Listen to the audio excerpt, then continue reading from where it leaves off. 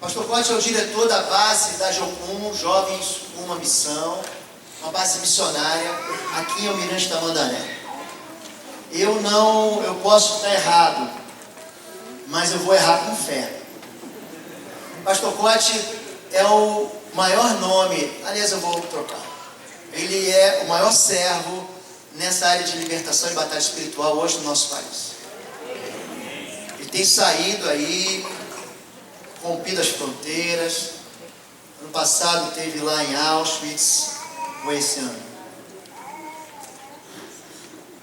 Os 5 últimos anos na Polônia, estão em libertação naquele lugar de morte na Segunda Guerra Mundial, na Coreia, nos Estados Unidos e por aí afora. Ele sabe melhor do que eu. Você vai beber agora do rio de Deus, tá bom? Senhor Deus, essa manhã nós queremos ouvir Tua voz, Pai. Rasgue o céu, Pai. Vem encher esse lugar com a Tua presença e com as Tuas vestes reais. Nosso coração é todo Teu, fala conosco. Cremos que o Senhor tem mandado uma brasa viva do Teu altar sobre a boca do Teu Filho. Unge ele com o Teu óleo, Pai. Unge os nossos ouvidos também, nosso coração e a nossa mente. Fala conosco em nome de Jesus. Amém. Obrigado. Amém, queridos. Bom dia para todos. Graça e paz para o seu coração. Só me apresentando um pouquinho melhor, então, para aqueles que não me conhecem. Meu nome é Marcos, Cote é um apelido de infância. Eu sou casado com a Raquel, nós somos casados há 30 anos. Temos um casal de filhos, o Gabriel e a Bárbara. O Gabriel já é casado, inclusive casado com uma sul-coreana. Já tem um filhinho, o Daniel, quer dizer, eu já sou vovô, né? E como o pastor Lobo falou, nós trabalhamos como organização missionária, que é a Jocum, Jovens com Missão, talvez alguns já ouviram falar. Não é? O nosso lema lá na Jocum é conhecer a Deus, fazê-lo conhecido. A Jocum hoje é uma organização muito grande, né, muito extensa. Aliás, a Jocum deixou de ser uma organização, passou a ser um movimento, porque é um conjunto de organizações. Não é? Nós estamos em mais de 170 nações do mundo, alcançando praticamente todos os países da Terra, não é? Pela graça de Deus. É um trabalho realmente muito extenso. A gente também se expressa através da forma de uma universidade, a Universidade das Nações. São 7 faculdades, cada faculdade numa área de influência da sociedade. E assim o nosso alvo, né, nesse conceito novo de missões, que é resgatar valores, princípios, verdades, discernimentos, para todas as áreas de influência da nossa sociedade e assim alcançando a nossa geração. Mas muito bom estar aqui com vocês, não é? Eu agradeço de coração a maneira sempre tão carinhosa, tão terna como vocês me recebem aqui, não é? Eu percebo a mão do Pai, realmente, né? Agradeço do fundo do meu coração a cobertura que vocês têm me dado, as orações, não é? Que Deus realmente possa continuar abençoando vocês numa medida cada vez maior, como eu sei que Ele já tem feito. Amém? Deus realmente abençoe a todos. Curva sua cabeça mais um pouquinho. Senhor, nós realmente não nos cansamos de afirmar e reafirmar que nós precisamos do Senhor. Se estamos aqui, Deus, é por causa das suas muitas misericórdias. Te louvamos, Senhor. E mais uma vez, Senhor, que realmente a sua palavra possa ser liberada às nossas vidas, aos nossos corações, e que tudo aquilo que o Senhor tem preparado para esse tempo se cumpra em cada uma das nossas vidas. Obrigado por cada vida preciosa que está aqui, cada família, cada casamento, que realmente o Senhor nos alcance. Em nome de Jesus. Amém. Nesses últimos tempos, Deus tem colocado uma palavra no meu coração. E essa palavra é a palavra chave. Chave. E é sobre isso que eu gostaria de compartilhar um pouquinho com você, não é? Me vem à memória, né, o texto que nós vamos compartilhar, quando Jesus disse para Pedro: dar-te-ei as chaves do reino dos céus. Então, esse é um conceito realmente extremamente poderoso, né?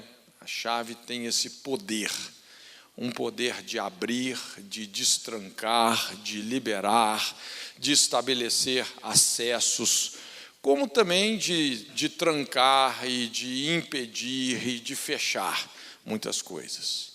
Chave é um conceito realmente tremendo.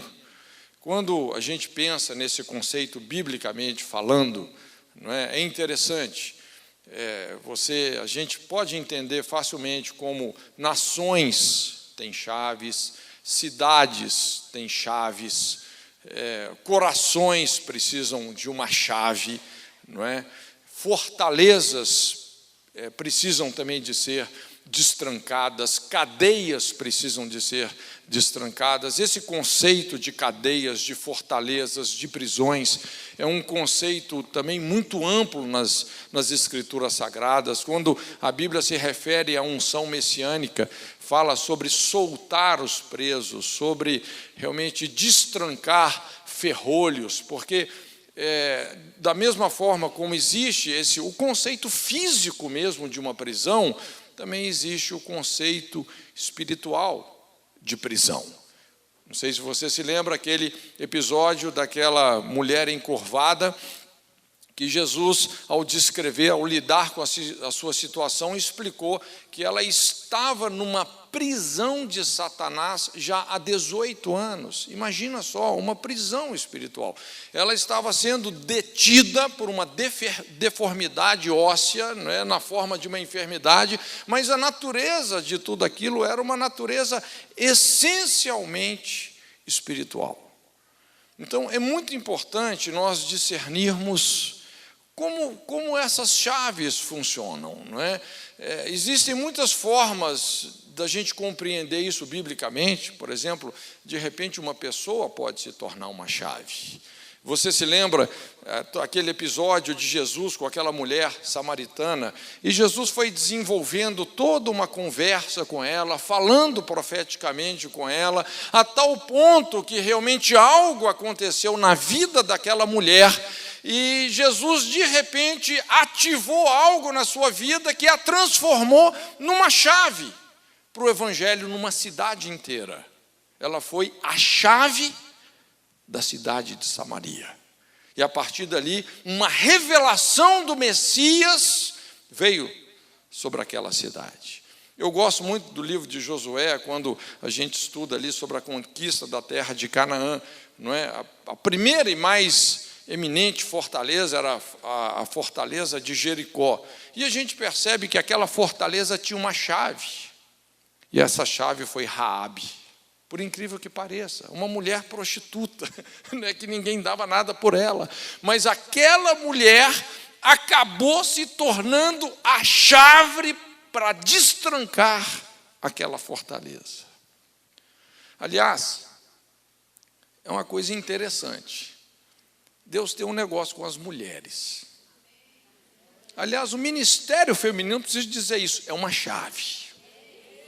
Não é? E a igreja precisa de acordar para isso. Não é? Não, é verdade mesmo. Deus tem uma coisa com as mulheres. As mulheres têm uma sensibilidade a Deus e para a intercessão que muitas vezes nós homens não temos. Às vezes eu participo de alguns aconselhamentos junto com a minha esposa, ela tem alguns discernimentos que eu penso assim, rapaz, acho que eu sou um retardado espiritual. Até a ficha cair, rapaz, eu já estava lá na frente, né? Mas é uma palavra importante, a palavra-chave. Uma outra forma disso se expressar através desse ensino que eu chamo assim, os 3 Cs. E os 3 Cs fala de ciclos, círculos e circuitos. Ciclos tem a ver com tempo. Tempo. A nossa vida é feita de ciclos, tempo. Círculos tem a ver com relacionamentos. E circuitos tem a ver com lugares. Quando nós alcançamos uma convergência profética nesse sentido de ciclos, círculos e circuitos, nós começamos realmente a encontrar o favor do mundo espiritual. Como eu disse, ciclos têm a ver com o tempo.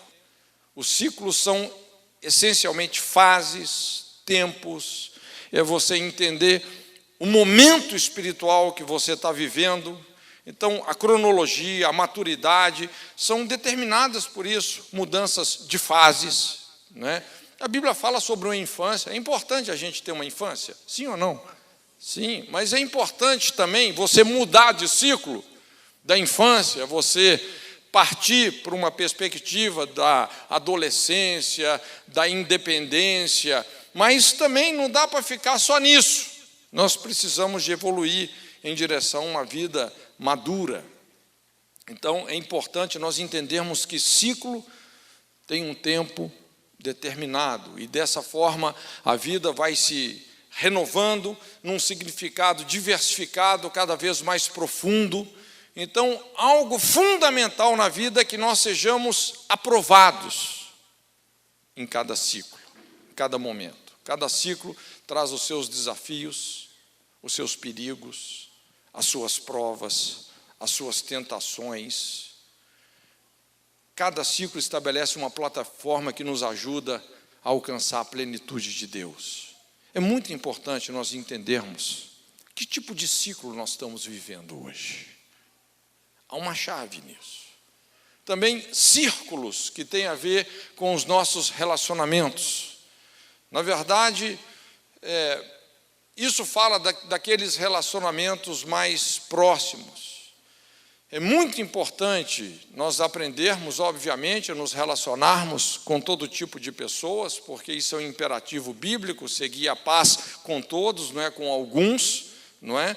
Nós temos que aprender a nos relacionar com todo tipo de pessoas, mas nós precisamos de entender que tem alguns relacionamentos que eles são fundamentais, que eles são chaves, que eles vão destrancar portas, que eles vão liberar realmente muitas coisas que Deus tem para cada uma das nossas vidas.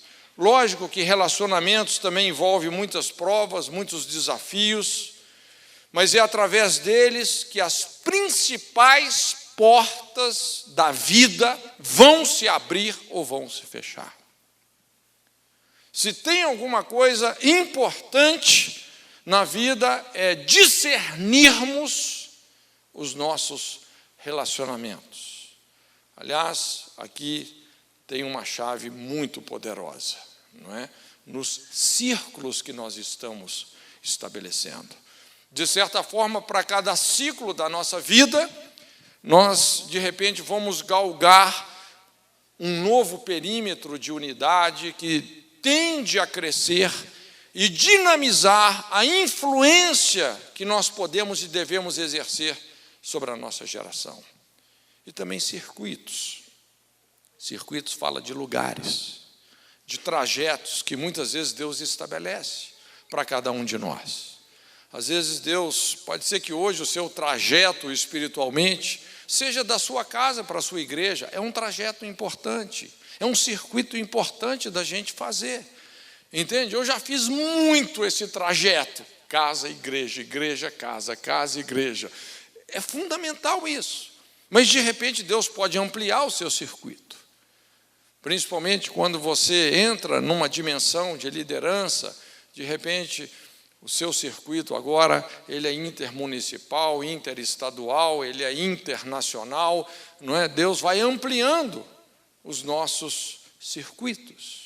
E é lógico que essas coisas vão sendo dinamizadas, não é? O pastor Lobo comentou, eu tenho feito um dos circuitos que Deus tem me dado muito claramente, porque Deus colocou um peso no nosso coração ali pela Polônia, especialmente assim, na verdade, numa visão de intercessão pela Europa, mas a Polônia tem sido um peso devido às feridas que aconteceram na Europa e que, de certa forma, se concentraram ali, porque onde foram os campos de extermínio, há uma ferida muito grande realmente naquele lugar.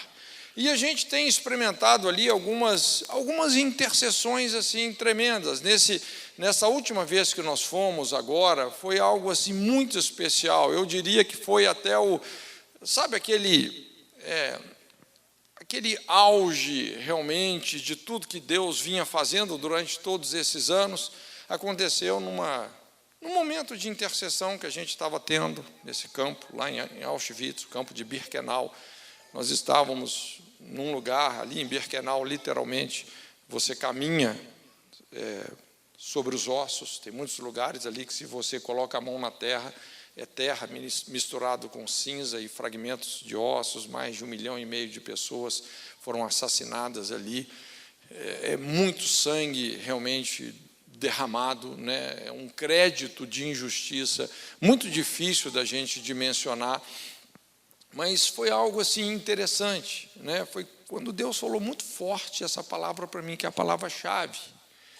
E a gente, dessa vez, não estava num grupo assim tão grande, eu penso, talvez em torno de 100 ou 150 pessoas, mas havia uma representatividade assim muito curiosa, porque tínhamos pessoas, pastores, líderes, intercessores de praticamente todos os países da Europa, né, os brasileiros também, e tinha também pessoas especialmente da Alemanha, um grupo muito especial da Alemanha, e um grupo também, na verdade, um pastor muito especial que veio de Israel. E sabe quando Deus monta realmente assim um quebra-cabeças, não é? Quando Deus começa a configurar um perímetro de unidade, e o Espírito Santo começou a falar comigo: olha, o Brasil é uma chave. O Brasil é uma chave. A Alemanha é uma chave para aquele lugar. A Alemanha é uma chave. Porque, de certa forma, foram os protagonistas do Holocausto. Israel é uma chave. Porque também protagonizaram de uma outra forma o que aconteceu ali, a tragédia que aconteceu ali. Alguns outros países também, eles eram chaves, porque lá no campo de Auschwitz tem um mapa que mostra,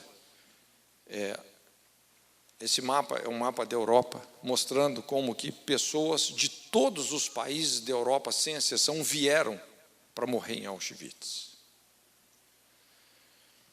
Então Deus foi estabelecendo um perímetro de unidade. E foi muito interessante que chegou numa certa altura daquela reunião de intercessão, que esse pastor, o pastor Daniel, ele é pastor de uma igreja ali em Tiberíades. Pensa num homem de Deus, um cara resolvido, cheio do Espírito Santo.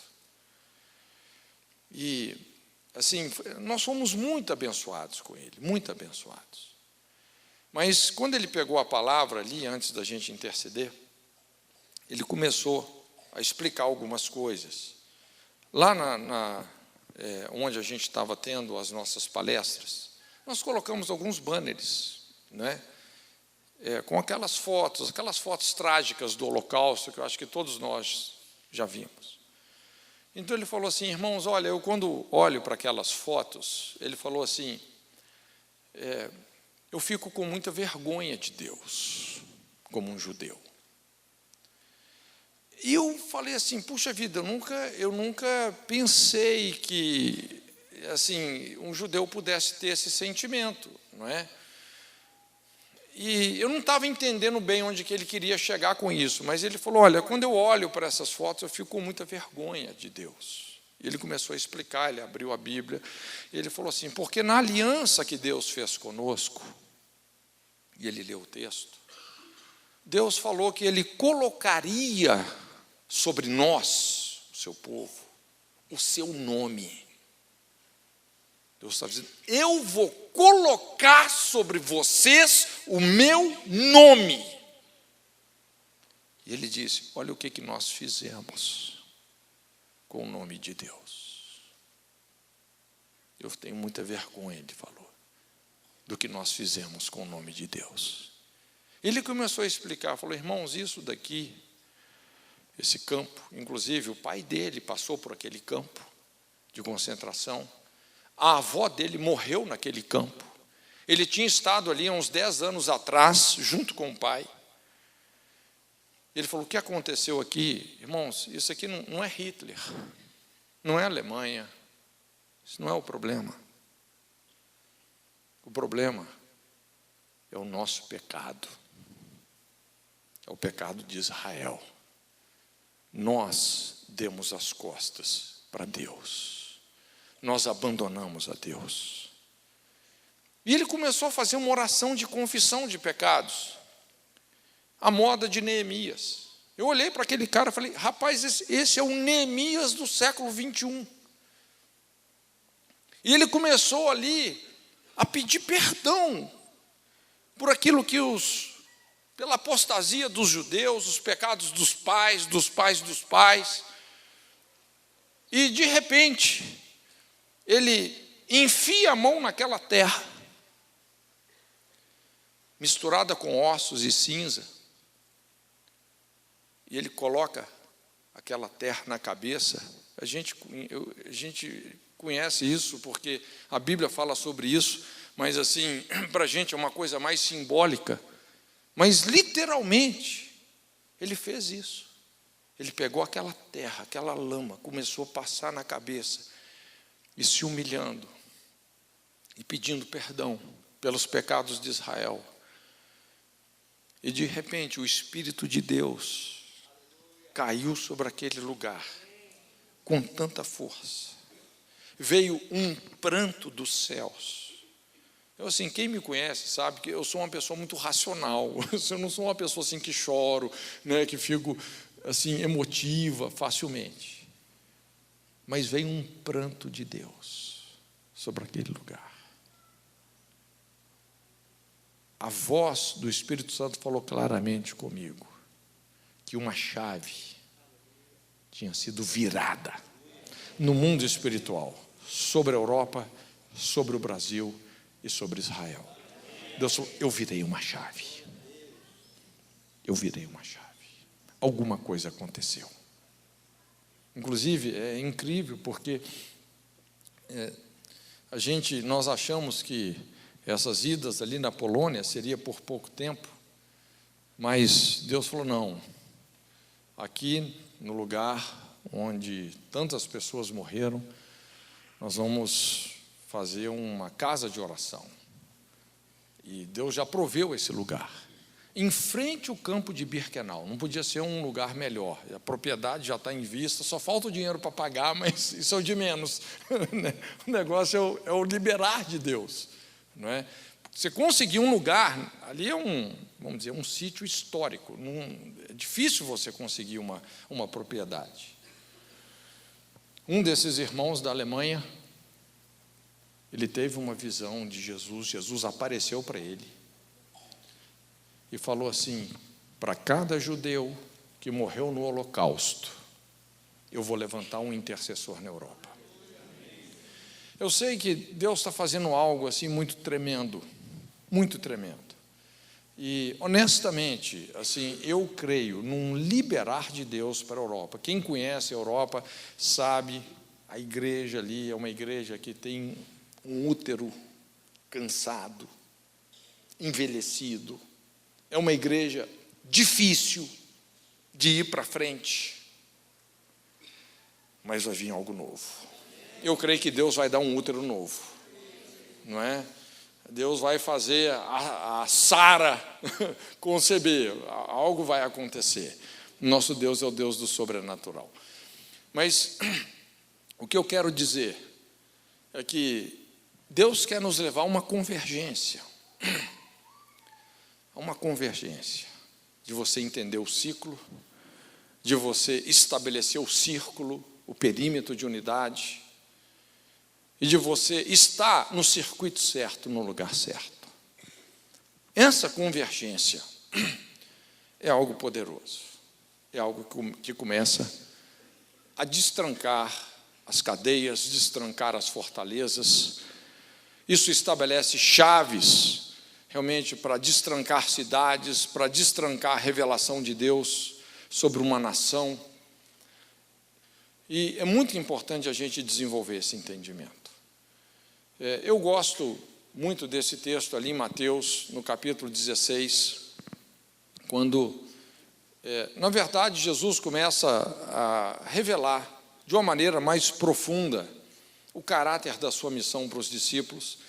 Ele havia enviado os discípulos de 2 em 2, eles foram por muitos lugares, pregando o Evangelho, e o Espírito Santo estava confirmando a pregação deles com muitos sinais, pessoas estavam sendo curadas, libertas de demônios, libertas de enfermidades, mortos estavam ressuscitando, coisas tremendas estavam acontecendo. E quando Jesus, então, os reúne ali em Cesareia de Filipe, faz aquela reunião, não é? E eles começam a prestar aquele relatório, e é quando Jesus aproveita essa oportunidade, então pergunta para eles: olha, o que as pessoas estão dizendo sobre quem eu sou? E eles começam a dizer: olha, uns dizem que o senhor é Jeremias, João Batista, um dos profetas, não é? Era a opinião do povo, o povo ainda um pouco perdido sobre o caráter da missão de Jesus, mas Jesus chega para eles de uma maneira mais específica e fala: e vós? Quem dizeis que eu sou? E é quando Pedro tem aquela revelação do Pai, e ele diz: tu és o Cristo, o Filho do Deus vivo. Tu és o Cristo. E aquilo, gente, foi realmente um romper de Deus, um divisor de águas. Eu poderia dizer que o Evangelho de Mateus é dividido aí, no capítulo 16. A parte que eles ainda não tinham aquela revelação clara dos céus, que Jesus era o Messias, e a partir daí, que eles sabiam que Jesus, de fato, é o Yeshua HaMashiach, a salvação de Israel, o prometido das nações, o redentor de toda a humanidade. Ali eles tiveram essa certeza. É uma outra fase. E Jesus ficou realmente empolgado com aquilo, e ele fala: bem-aventurado és tu, Simão, filho de Jonas, porque não foi nem carne nem sangue quem te revelou isto, mas o meu Pai que está nos céus. Quantos já tiveram essa revelação? Se você não teve, você precisa de ter, não é? Essa revelação. Jesus não é uma religião, ele é a expressão visível do Deus invisível, uma carta de alforria para toda a raça humana. Ele é a sentença de liberação das nossas almas, o nosso Salvador. E é interessante que agora Jesus, então, devolve para Pedro uma revelação acerca de quem ele é no corpo, dizendo: tu és Pedro, agora você não é mais só o Simão, mas você é Pedro, você é um fundamento, não é? Sobre esta pedra edificarei a minha igreja, e as portas do inferno não prevalecerão contra ela. É interessante que, muitas vezes, o próprio Deus, ele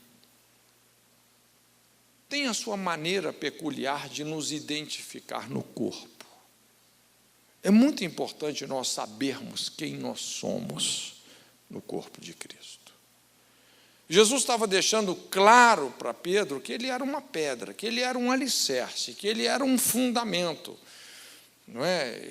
Ele tinha ali um chamado essencialmente apostólico. O ministério apostólico na Bíblia lida com fundamento, não lida com cobertura. Cobertura de igreja é o bispo, é o supervisor.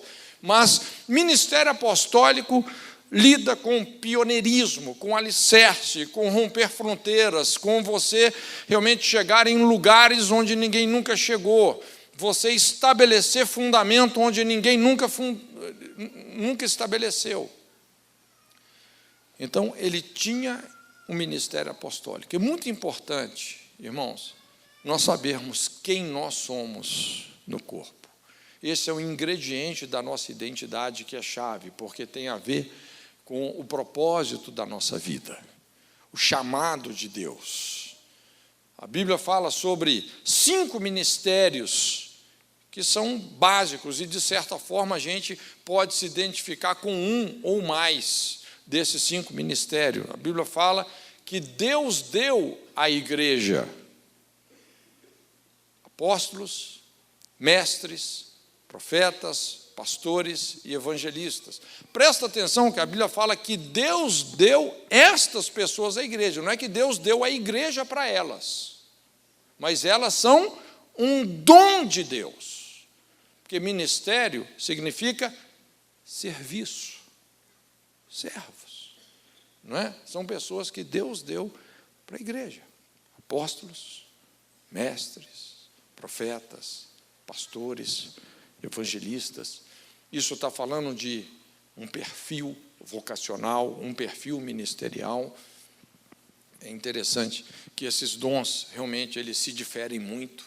E uma das chaves de discernirmos os nossos relacionamentos é sabermos respeitar a diversidade ministerial. A Bíblia fala que existe diversidade de dons, diversidade de ministérios, diversidade de operações, mas é o mesmo Deus que opera tudo em todos. A diversidade, não é? Então, nós temos que saber respeitar a singularidade de cada um, de tal forma que tenhamos unidade na diversidade. Mas esse é um ponto de muito conflito. Por exemplo, deixa eu só te exemplificar. Convencionou-se que líder de igreja é pastor, sim ou não? Quando você faz um seminário, vamos ou não, eu quero fazer um seminário e tal, aí você faz 4, 5 anos de seminário. Quando você termina o seu seminário, você sai daquele seminário condenado a ser um pastor. Mesmo que você não seja um pastor, funcionalmente falando. Eu não sei quantos já viram, por exemplo, um profeta pastoreando uma igreja. A pessoa tem uma índole profética. E, normalmente, o profeta é aquela pessoa muito direta, muitas vezes dura, porque ele vai confrontar o pecado, as coisas que estão erradas, não é? E se ele é imaturo, não é aquela pessoa carregada da compaixão de Deus, aí que o ministério profético dele vai desafinar ainda mais. Mas quando você vê uma igreja pastoreada por um profeta, cada pregação dele você só vê pelo de ovelha subindo. Se não tiver um pastor de verdade ali para juntar os pedaços, qual que é a tendência? A igreja vai rachar. As pessoas mais inseguras vão se aproximar desse pastor profeta com medo, né? Pastor, né? E as pessoas mais esclarecidas falam, esse cara está no lugar errado. Opa, deixa eu criar uma distância aqui. A tendência é rachar. Quantos já viram uma igreja pastoreada por um evangelista? Normalmente o evangelista tem aquela palavra um pouco mais superficial, de salvação, uma palavra rasa, não é? Jesus te ama, te salva, vai te levar para o céu, não é? Eu repreendo os demônios e ora pelas enfermidades. Isso é um ministério evangelístico. Mas não tem profundidade. Uma igreja pastoreada por um evangelista, a tendência dela ou é se transformar numa rodoviária, do mesmo jeito que as pessoas entram, elas saem, porque não tem pasto, ou um lago enorme, mas dessa fundurinha. Por isso que é tão importante a complementabilidade dos ministérios, o respeito aos ministérios. Saber que Deus nunca dá tudo para uma pessoa só, mas nós temos que funcionar como um corpo.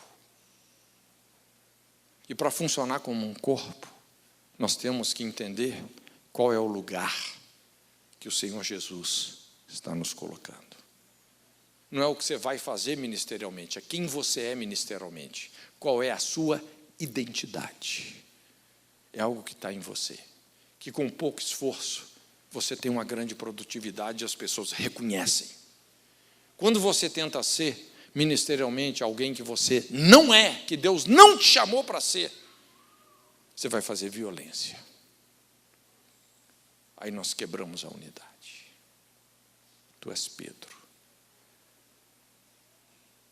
Se Jesus fosse resumir o seu chamado, a sua identidade ministerial, numa palavra só, que palavra seria essa? Qual seria o codinome que ele te daria? É importante você ouvir isso de Deus. Talvez Deus vai te chamar de generoso. Talvez Ele vai te chamar de pastor mesmo. Eu não sei. É importante nós entendermos. Isso é fundamental para a gente combater o bom combate da fé. E veja bem que é dessa forma que a igreja é edificada. Primeiro, sobre a revelação que o Pai nos dá acerca de Jesus. Não é você ter uma religião, a religião dos crentes, mas é a revelação do Pai acerca de Jesus, do caráter da sua missão. E depois da revelação de Jesus acerca do nosso lugar na nossa igreja, na igreja que Ele está estabelecendo. Qual é o nosso lugar?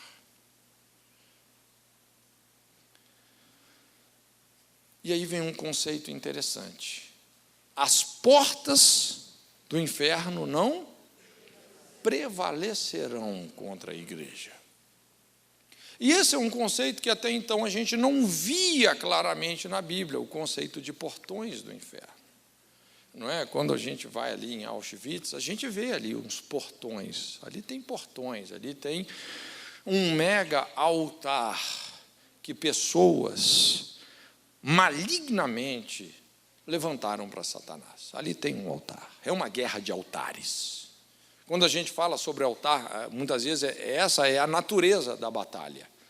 É muita gente que foi assassinada cruelmente. É uma guerra de altares. Então, é um conceito interessante. Portões. Os portões do inferno. Veja bem que o inferno tem portões. Jesus está deixando claro que a igreja precisa de ser edificada, mas que existe uma resistência. Olha, vocês vão colocar a igreja nesse lugar, mas tem uma resistência. Se existem portões, porque existem muros, existem fortificações, existem fortalezas, existem impedimentos. Jesus está deixando claro isso. Só que ele também deixou claro que essas fortificações, esses portões, essas prisões, seja lá como a gente queira chamar, não devem prevalecer. Não deve. Mas você sabe que em alguns lugares elas têm prevalecido? Infelizmente. Elas não devem prevalecer, mas elas podem prevalecer. Então, é muito importante nós entendermos, não é? A profundidade que Jesus está levando aqui os discípulos. Honestamente, assim, como por muitos anos da minha vida, assim, eu me dediquei ao ministério evangelístico, evangelismo de rua, trabalhamos com impactos de evangelismo para muitos lugares aqui na América Latina, Brasil, África. E eu confesso para você que muitas vezes eu tinha aquela visão assim meio animista do mundo espiritual, onde a gente chega e quer no grito arrombar os portões do inferno, não é? Às vezes chegava numa cidade, Senhor, nós arrombamos os portões do inferno nesse lugar e tal, não é? Amarramos principados. Sabe aquele tipo de oração que é muito barulho? Muito barulho, mas assim, na verdade os resultados que a gente tinha, hoje eu entendo, não viam tanto desse tipo de oração, não. Eu comecei a entender que os portões do inferno, eles não são arrombados, mas eles são destrancados. Porque logo depois que Jesus fala sobre os portões do inferno, ele fala para Pedro o quê? Dar-te-ei as chaves. Chave combina com portão? Sim ou não? Combina. Dar-te-ei as chaves. Olha só onde Jesus estava tentando levar Pedro. Veja bem que esse verbo é um verbo que ainda está no futuro, dar-te-ei, né? Eu acho que Pedro ainda tinha que entender mais algumas coisas. Dar-te-ei as chaves do reino dos céus. Agora, quando a gente pensa numa chave precisa de ser um negócio perfeito. Não é isso? Uma ranhurazinha a mais ou a menos já não funciona. E fica claro que essa chave tem muito a ver com essa convergência que nós estamos falando. Ciclos, círculos e circuitos. Essa convergência. De você entender o momento que você está vivendo, de você estabelecer um perímetro de unidade, que é o que Jesus fala aqui, dar-te-ei as chaves do reino dos céus, tudo que concordares na terra será concordado nos céus, tudo que discordares na terra será discordado no reino dos céus. Então, essa convergência do momento profético, dos relacionamentos, um perímetro de unidade, de você estar no lugar certo, essa convergência funciona como uma chave que o Senhor quer colocar nas nossas mãos. É uma chave.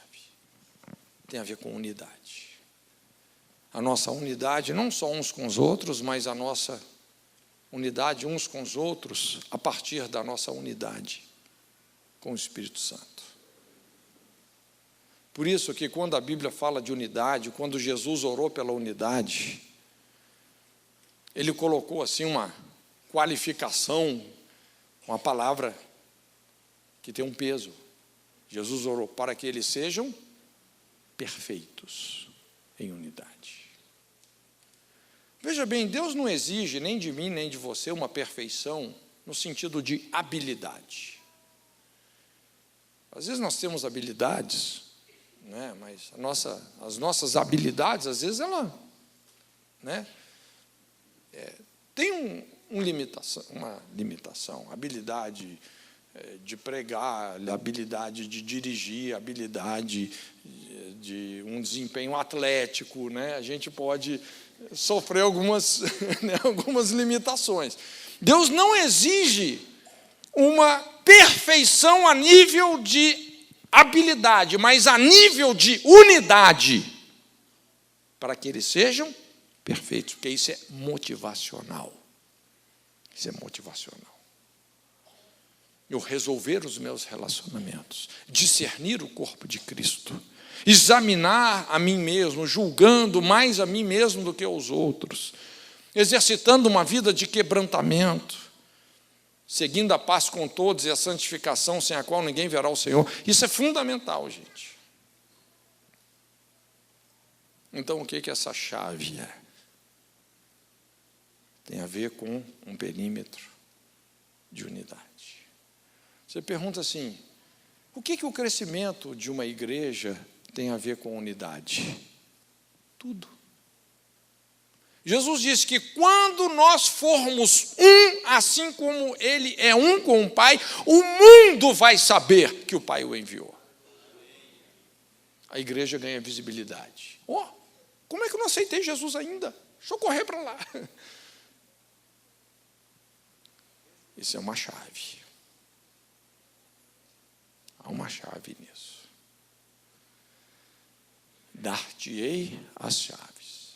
Veja bem que essa chave não é algo que nós temos que tomar do diabo. E aqui que muitos de nós nos equivocamos. Não é? Às vezes a gente entra nesse tipo, né, de guerra espiritual, mas a gente não tem que tomar as chaves para destrancar os portões do inferno. Quem tem essas chaves, por incrível que pareça, não é o diabo, é Jesus. Porque Jesus já tomou essa chave. Em Apocalipse, a Bíblia fala que Jesus arrancou das mãos de Satanás as chaves da morte e do inferno. Quer dizer, a vitória de Jesus na cruz foi tão tremenda que nem mais a chave de casa, a chave do inferno o diabo tem. Perdeu a chave e o rumo de casa. Agora, essa chave, então, nós temos que receber de quem? De Jesus, através da nossa unidade. Discernindo ciclos, momento que nós e os outros estamos vivendo, porque, irmãos, cada pessoa aqui está num tempo diferente. Você entende isso? Às vezes Deus está tratando com coisas comigo que Ele não está tratando com você. Talvez Ele já tenha tratado com você. O seu tempo ali, você já foi aprovado. Nós temos que entender isso. Discernir os relacionamentos, discernir os circuitos. Então, é nessa convergência que realmente nós vamos receber essas chaves que vão começar a destrancar o coração das pessoas. Quando a Bíblia fala sobre portões do inferno, isso indica que muitas pessoas estão presas, cercadas, muradas. Eu diria, talvez, por ideologias, por mentalidades que conspiram contra a revelação da pessoa de Deus, do reino de Deus. Paulo fala que Satanás cegou o entendimento dos incrédulos para que não lhes resplandeça a luz do evangelho da glória de Deus. As pessoas, às vezes, elas estão muradas. Existe ideologia, existe crenças que têm o poder realmente de trancar, de aprisionar a pessoa de uma forma assim destrutiva. Hoje a gente vê tantas ideologias no mundo. A ideologia do terrorismo, a ideologia do homossexualismo. Quando eu falo o ismo, é ismo de ideologia, não é? São tantas ideologias da inferioridade, da superioridade, tantas, da religiosidade. Mas quando nós estabelecemos um perímetro de unidade, convergência, discernindo o momento espiritual, os nossos relacionamentos, o lugar de Deus, nós começamos a destrancar o entendimento das pessoas, destrancar os portões do inferno, abrir as cadeias, abrir as fortalezas, liberando a revelação de Deus sobre vidas, famílias, cidades, nações. Não por força, nem por violência, mas pelo meu Espírito, diz o Senhor dos Exércitos. O que eu quero dizer é que Deus pode fazer de você uma chave. De repente, existem corações esperando por você, cidades, nações esperando por você. Mas nós temos que atingir essa convergência. Não importa em que ciclo estejamos. Talvez você esteja no primeiro ciclo, sei lá, se dá para contar assim, numericamente, né? Eu não sei que tipo de ciclo eu e você estamos. Mas é importante que a gente entenda um momento espiritual, que a gente discirna os nossos relacionamentos. Talvez você tenha passado duras provas na área de relacionamento. Talvez você ainda está nessa fase de alcançar uma vitória, pode ser que seja até no seu matrimônio. Nós sabemos, unidade custa caro, casamento não é barato, não é automático, não é instantâneo, é a escola do caráter. Talvez você ainda está nessa guerra, tentando superar um conflito conjugal, um conflito familiar.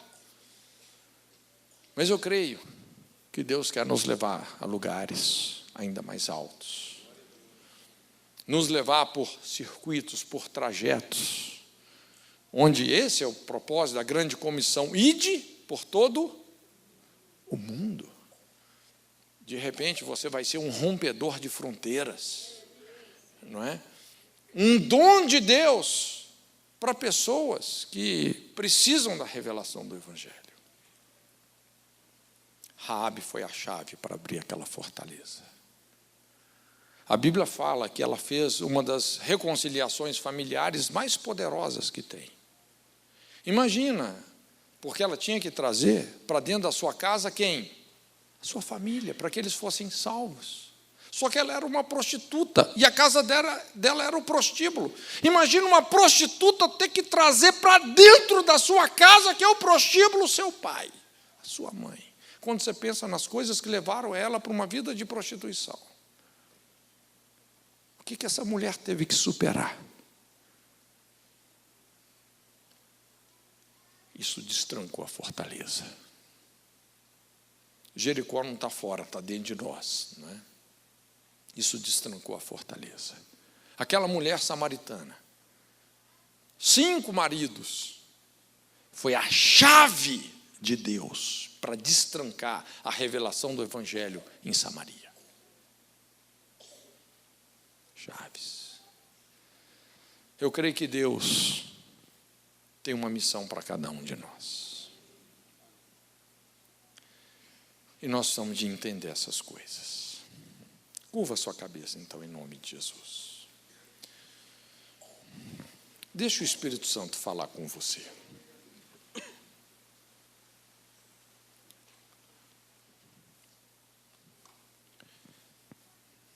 Quem você é espiritualmente? Quem você é vocacionalmente, ministerialmente falando?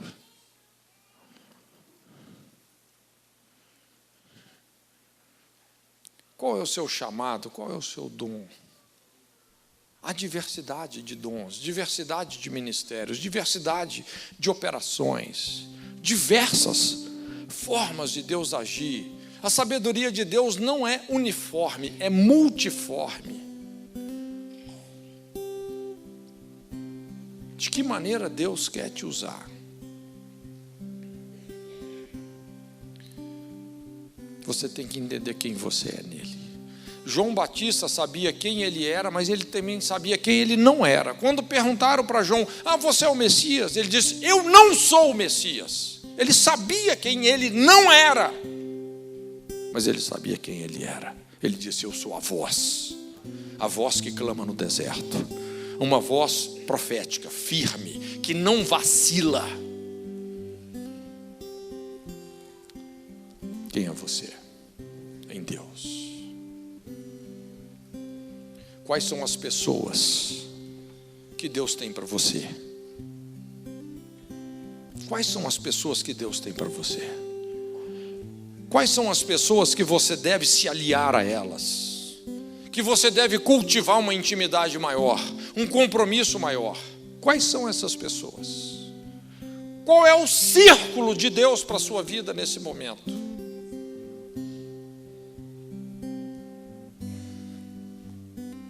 Qual é o trajeto que você tem que fazer? Talvez Deus está te falando sobre uma cidade. Estava conversando com o pastor Sebastião, ele me falando muito sobre Marília. Eu acho que tem um circuito aí em Marília, né?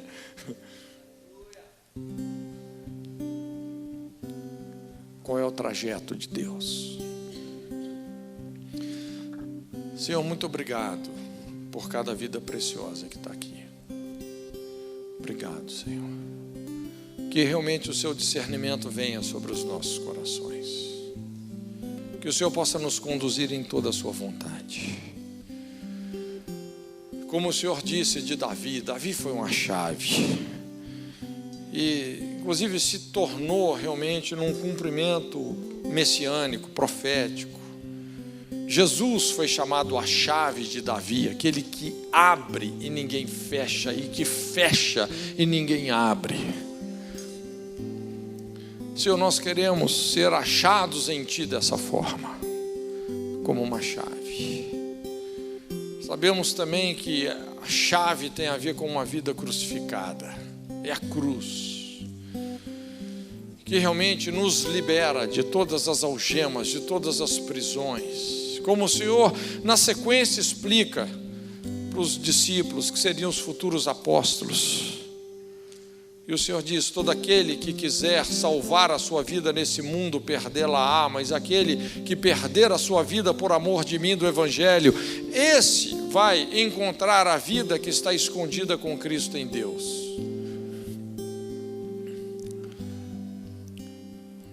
Senhor, ajuda-nos nessa convergência. entender o momento que nós estamos vivendo, discernir os nossos relacionamentos e os lugares que o Senhor tem para cada um de nós, em nome de Jesus. Amém. Deus te abençoe.